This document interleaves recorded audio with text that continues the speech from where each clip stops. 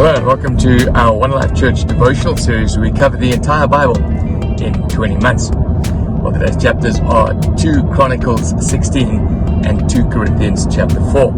Now, I have got my phone in a holder and talking to you while I am driving down through Cape Town very, very early in the morning, and the thought crossed my mind while I climbed into the car today is that everybody in this early morning traffic is on their way. They're struggling through life. There are some who are looking harassed. There are others busy sipping their cup of coffee. But each of them trying in their own way to struggle through life. And that's essentially what we're looking at in these 2 chapters today. We have an Old Testament guy and we have a New Testament guy, both suffering, both in trouble, and one handles the situation well and the other doesn't. And so the guy in the Old Testament, King Asa, is doing quite well actually. He's leading the kingdom of Judah, serving God. He's been commended to this point, but then trouble hits.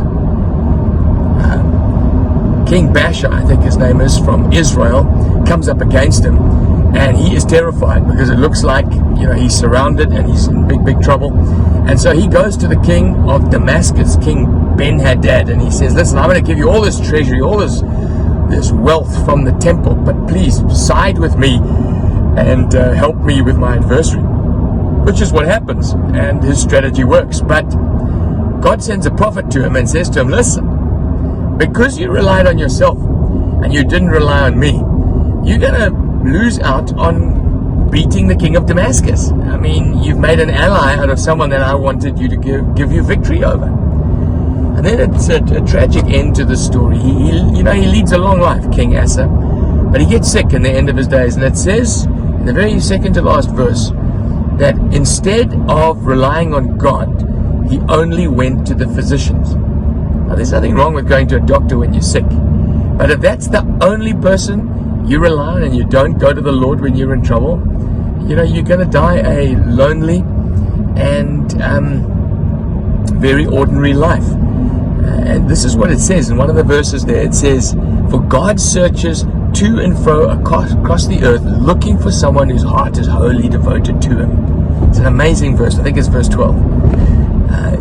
When we go through hard times, God's allowing it, but he's wanting it to push us towards him, which is what happens in 2 Corinthians chapter 4. Paul's busy saying, the people that I'm living amongst, they're darkened, they can't see. And effectively, the only way sometimes God can get them to see the wonder of Jesus is to see, he calls himself a broken vessel.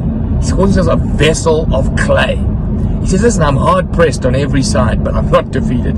He says, I'm beaten down, but I'm not going to stay down effectively. And he says, God holds me out like this broken vessel, and the light of his wonder shines through me. And he says, look, I understand why. I understand why God allows me to go through a tough time, because when the world sees a Christian going through a tough time and sees God sustaining them, unlike the strategy and scientific reliance of Asa, when someone like Paul says, listen, I'm going through a tough time, I'm in the journey of life like everybody else riding these motor cars on this freeway, then I know that God demonstrates himself through me. And if it's for that sake, he says, I'm willing to go through it. He says, because this is what he says, my eyes are on what is eternal. My eyes, it ends this chapter by saying, what's of this world is temporary, but what is of eternal substance is lasting.